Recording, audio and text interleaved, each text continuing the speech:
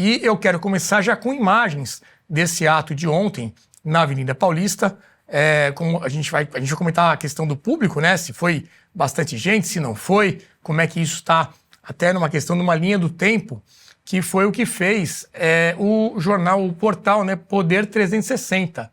A gente tem uma ilustração que mostra a variação desses públicos ao longo do tempo e uma comparação, inclusive, com os atos feitos pela esquerda recentemente. Vamos encher essa tela porque ficou um pouquinho pequeno e a gente pode ir comentando aqui essa evolução. Então, o último evento, né, de ontem, segundo o Poder 360, praticamente ali 60 mil pessoas em São Paulo, no dia 6 de abril, pelo PL da Anistia.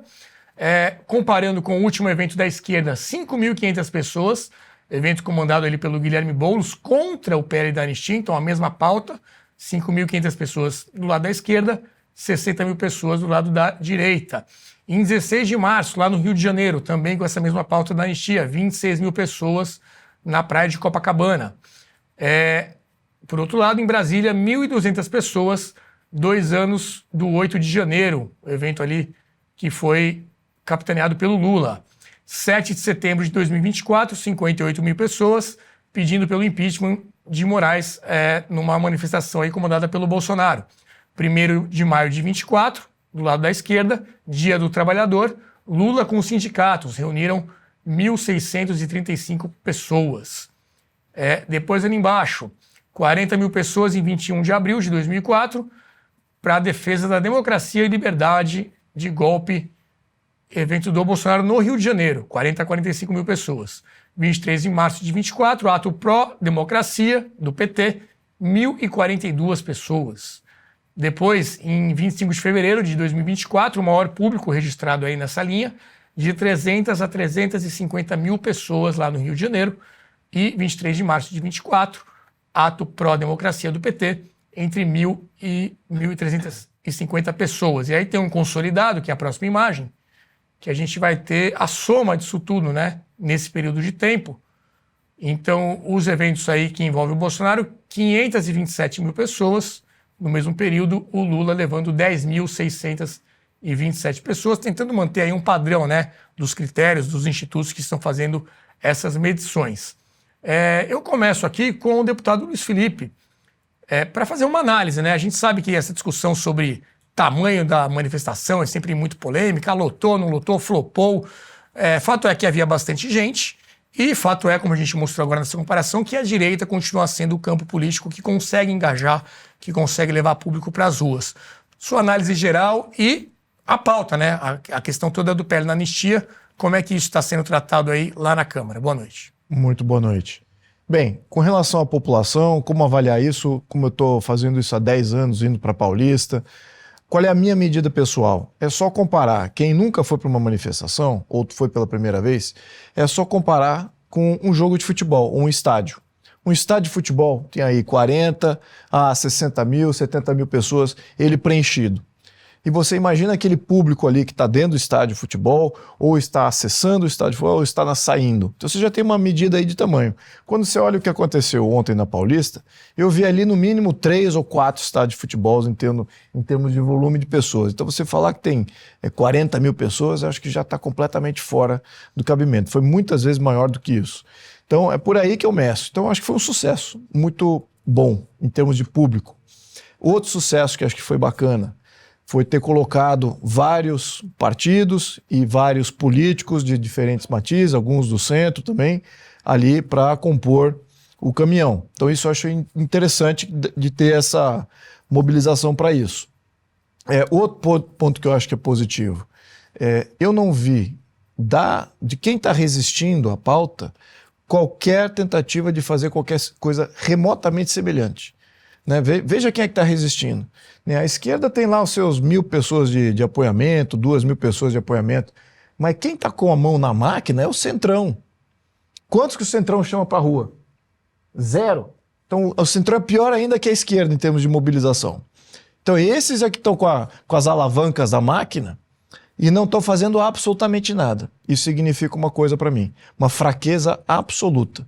Eles não querem mais falar desse tema, quer passar, virar a página, não queremos que gerar um abalo institucional. É típico a argumentação da velha política, do velho centrão que está aí no comando da máquina. Então, o que a gente está vendo? Isso não se sustenta. Isso é uma questão de manter a força, manter a consistência sobre esse tema. A obstrução que está sendo feita pelo Sóstenes, liderada pelo Sóstenes, que é o líder do PL, e também acho que o Partido Novo está junto nessa composição de obstrução. Eu acho que está perfeita, tem que ter articulação com os grandes líderes partidários, ao mesmo tempo que você está angariando votos individuais dos deputados individuais. E lembrando, o Centrão, os deputados do Centro, eles não são más pessoas. Eles simplesmente não têm um vínculo direto com a opinião pública.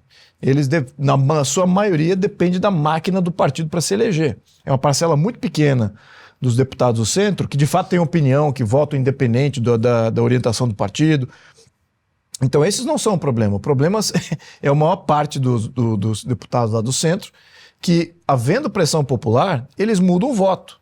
Então é necessário aqui uma mensagem para a opinião pública, mantenham consistência, vão nas redes sociais, os deputados do Centro, mapeiem quem são os partidos do Centro, os deputados do Centro, vão lá, façam um comentário, vê como é que eles estão votando, se ainda estão indecisos, façam lá um comentário de apoio para ele reverter a sua posição, não é nem reverter, para afirmar que vai querer votar favoravelmente pelo voto da anistia e assinar essa petição do Sóstenes, que aí a gente prova, é um mecanismo interno, de regimento interno, em que a gente faz pautar o que a maioria quer. E aí dribla todo esse tipo de blindagem sobre o sistema que os líderes do Centrão estão impondo no sistema.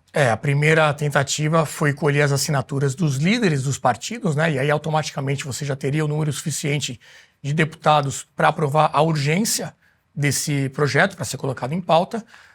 Dizem, né, a informação que roda pela imprensa é que o próprio Hugo Motta pediu aos líderes que não assinassem, e aí agora a estratégia do Sóstenes Cavalcante, que é quem está liderando essa iniciativa lá na Câmara, por parte da oposição, é pegar as assinaturas individuais. E aí você precisaria de 257, o último número que eu vi ser vinculado na imprensa que já estava em torno de 180, e a oposição diz que tem mais de 300 votos. Então, caminhando dessa forma, é de se esperar que ao longo dessa semana você tenha essas assinaturas. Enquanto isso, vai a oposição fazendo obstrução, ou seja, nenhum outro projeto vai ser votado, vai ser pautado, enquanto essa questão da anistia não for colocada pelo Hugo Motta.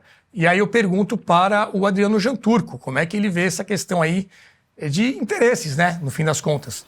Porque o Hugo Motta também dizem, né, que tem uma questão ali de estar sendo pressionado por um lado, né, não querer desagradar ao STF. O STF, ao que a gente sabe, também é contra esse projeto, porque de outro lado está impondo as penas e está colocando toda essa questão das punições.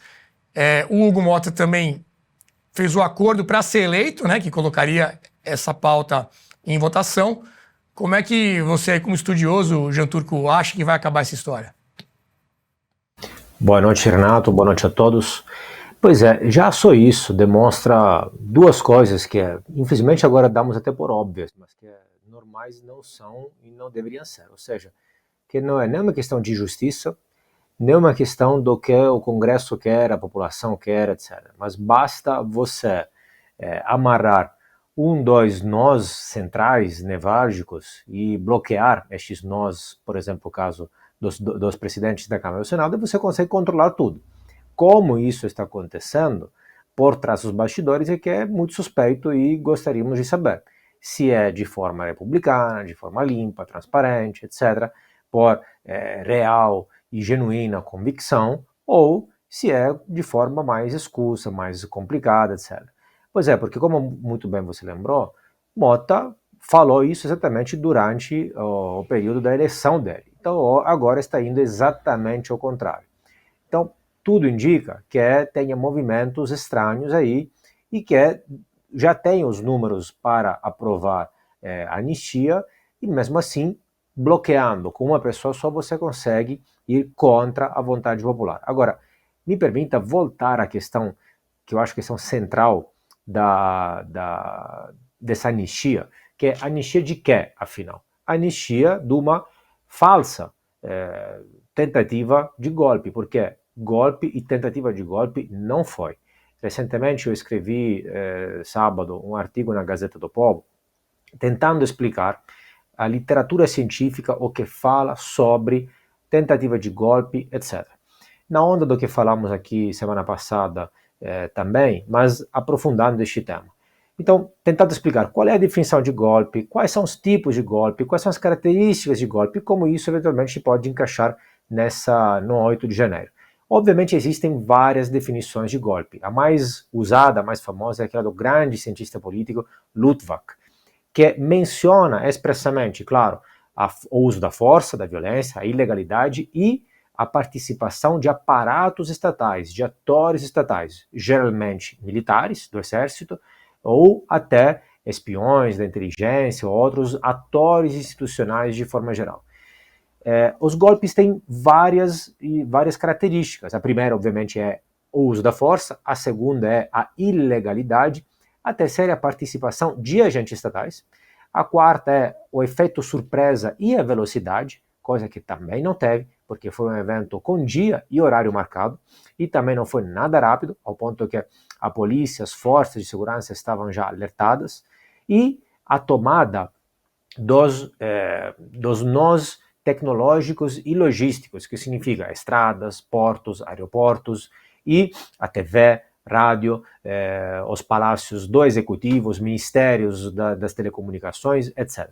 Sobre a participação popular, protestos, por exemplo, que foi o que aconteceu no 8 de janeiro, Bobbio, no dicionário de política, que, repito, é o dicionário mais famoso, mais utilizado no mundo inteiro, uma obra canônica, muito utilizado, inclusive, no Brasil, em todos os cursos de ciência política, Brasil afora, fala expressamente: a participação popular pode ocorrer ao mesmo tempo, como pode não ocorrer. Não é um elemento fundamental dos golpes. E vários autores, como Della Porta, também cientista política muito famosa, mostram as diferenças entre golpes e outros tipos de movimentos sociais, como motins, tumultos, protestos, rebeliões, etc. E a grande diferença de todos estes fenômenos e o golpe de Estado, a tentativa de golpe, é exatamente a tentativa da tomada de poder, do uso das armas e da participação, de novo, de atores estatais.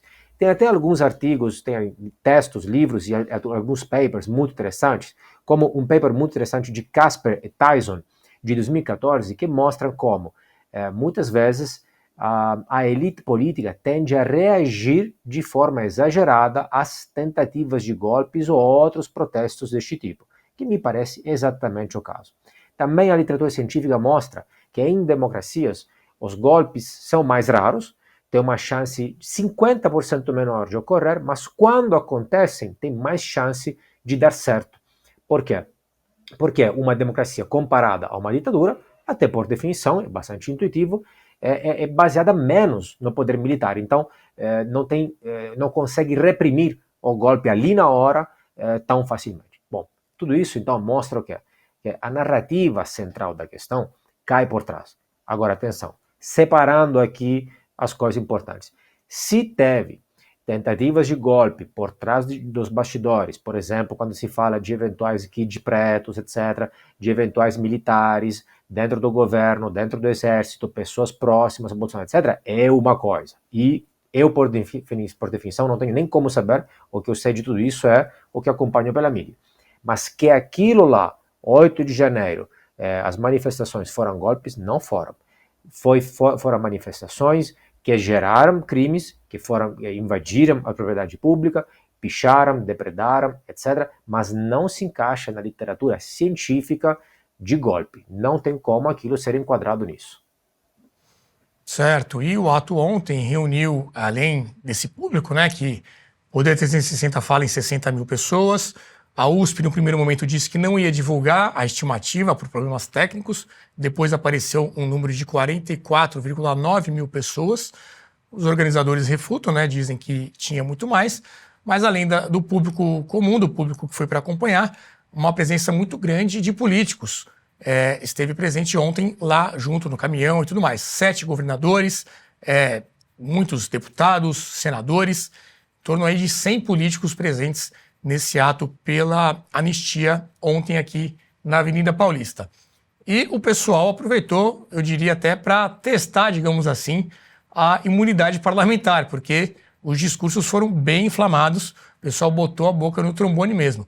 Vamos começar com um trecho aqui do discurso do deputado Nicolas Ferreira, lá de Belo Horizonte, esteve aqui também e falou grosso, falou bem forte aí contra os ministros do STF. Vamos ver. Ditadores de toga, principalmente como Alexandre de Moraes, se utilizou do dia 8 para nos amedrontar, se lascou. Olha a gente aqui, essa é a resposta para você, seu covarde.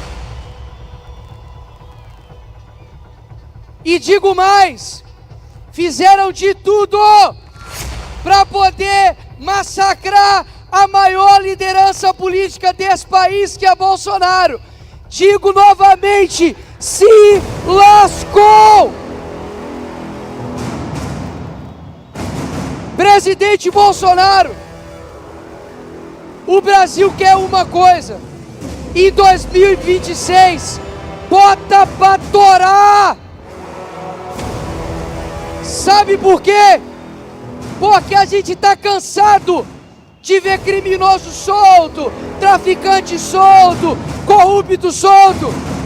Enquanto o que a gente quer nesse país é paz. O que a gente quer nesse país é como há tempos atrás, criminoso sendo preso de verdade.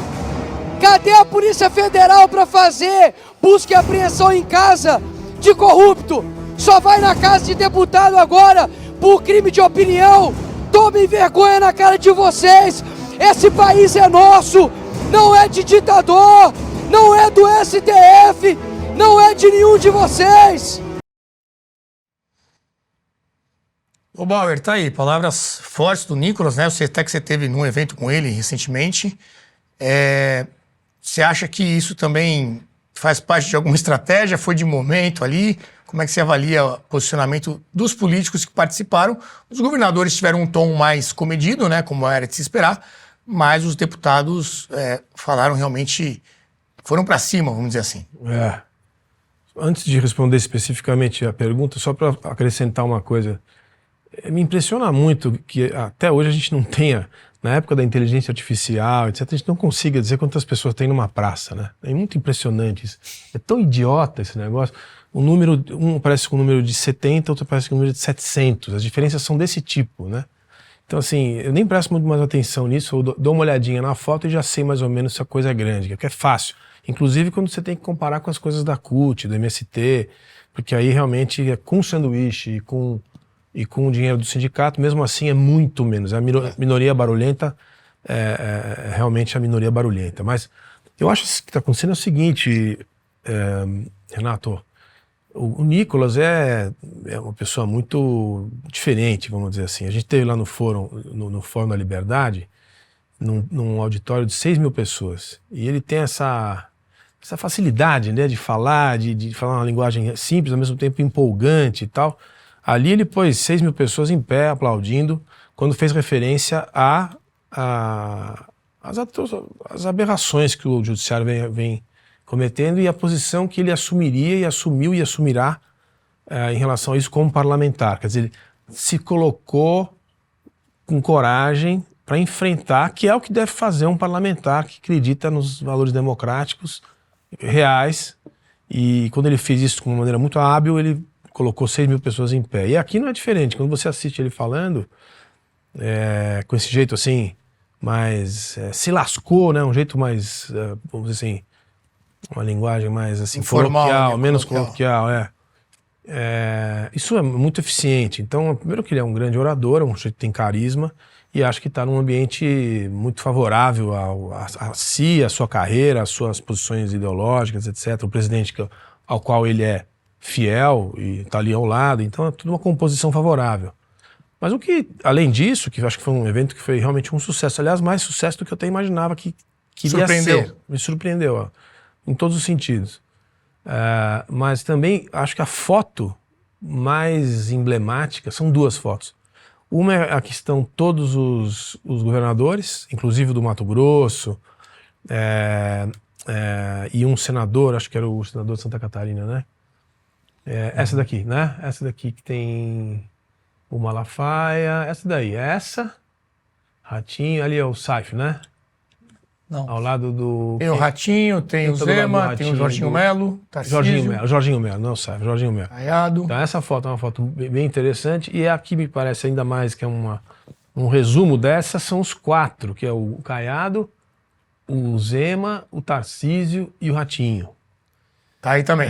Essa daqui. Essa foto aí eu acho assim, hoje daí vai sair, eu acho, a liderança, ou as lideranças, ou a chapa de 2026. Mantida a inegibilidade do Bolsonaro. Exato. Mantida a situação em que Bolsonaro não vai ser candidato, coisa que a gente já disse, eu vou repetir mais uma vez, independente de você gostar ou não, é uma injustiça absoluta, e se isso acontecer, me parece que vai acontecer, porque é uma questão que está muito premente aí na atuação dessa aliança tácita e perversa entre o Executivo e o Judiciário.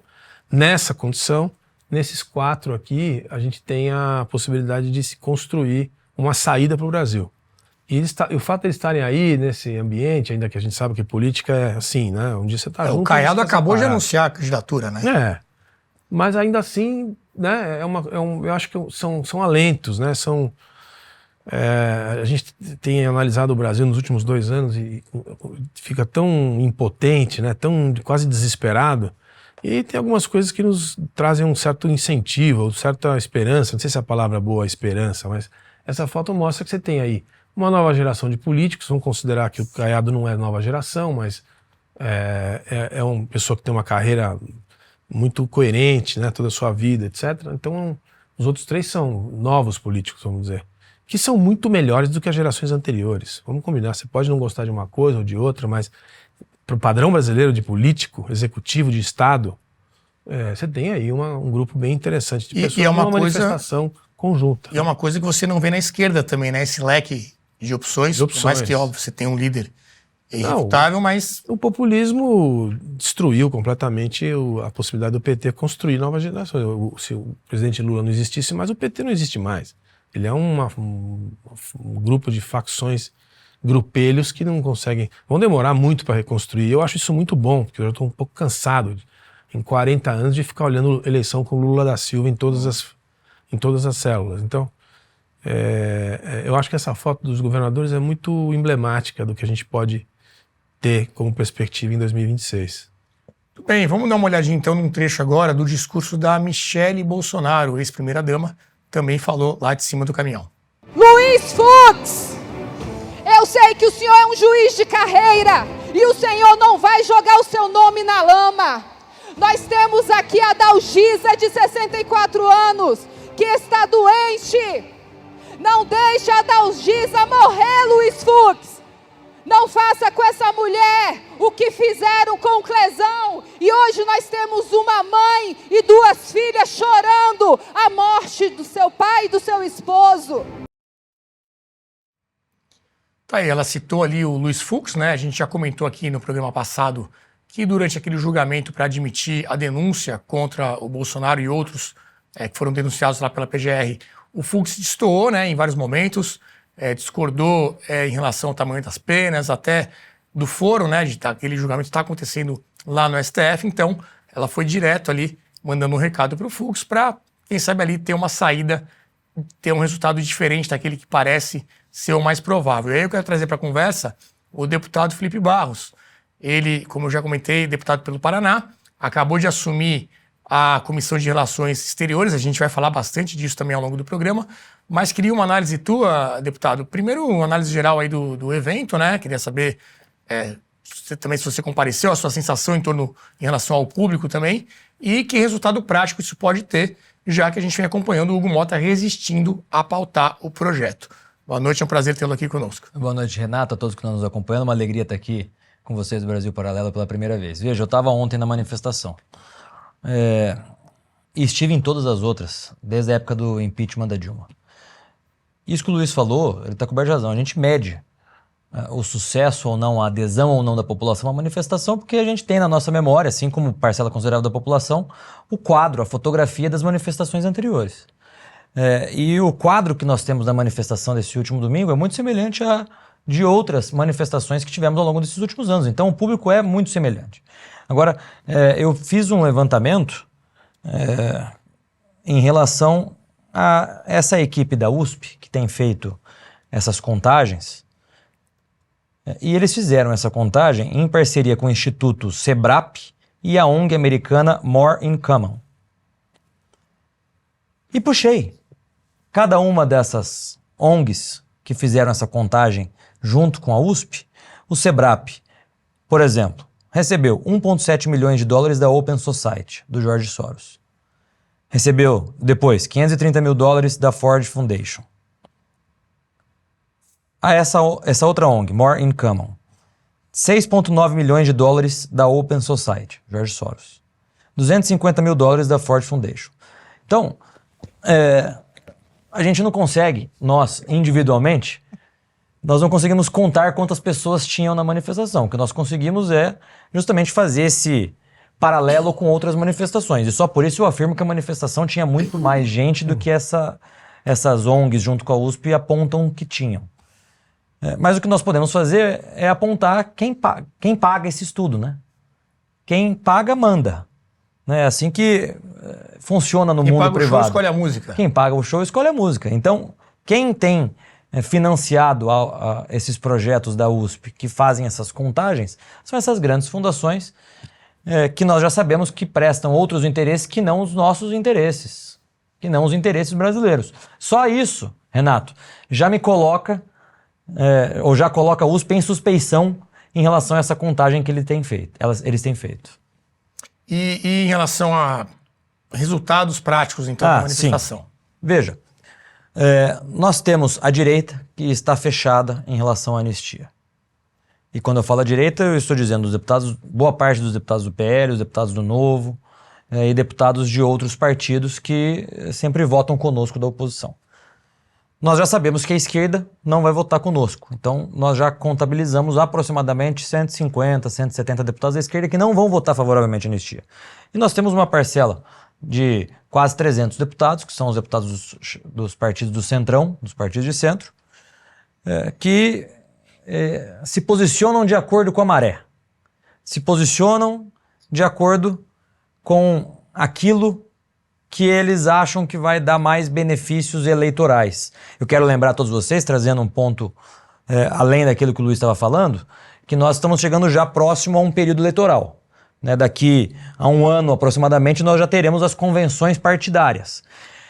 Então, o Centrão, apesar de, claro, esperar uma sinalização do presidente Hugo Mota, de agir em grupo ali dentro da Câmara muitas vezes, eu tenho certeza que também já estão com visão em relação ao ano que vem. E aí a manifestação de ontem tem uma capacidade de exercer pressão muito grande. Ainda mais considerando que a esquerda fez uma manifestação há 2 semanas atrás que foi um fracasso total. Então, qual é o cálculo político que muitos parlamentares, deputados do Centrão fazem? Veja, nós tivemos 2 manifestações. Uma da esquerda, que reuniu 1.500 pessoas, de acordo com esse estudo da USP. A última, 5.500 pessoas. 5.500 pessoas. E essa última, desse último domingo, do Bolsonaro, que reuniu, segundo o estudo da USP, que eu coloco em suspeição, mas vamos usar esse dado, que é o dado que a gente tem utilizado aqui, aproximadamente 50 mil pessoas. Então, o que é mais benéfico eleitoralmente para esses deputados? Certamente, apoiarem a anistia. Então, manifestações como essa têm esse efeito prático ali dentro. Aqueles deputados, já pensando na eleição do ano que vem, que não têm necessariamente uma posição definida sobre o tema, mas que vão votar conosco por conta de benefícios eleitorais que o tema pode trazer na eleição do ano que vem.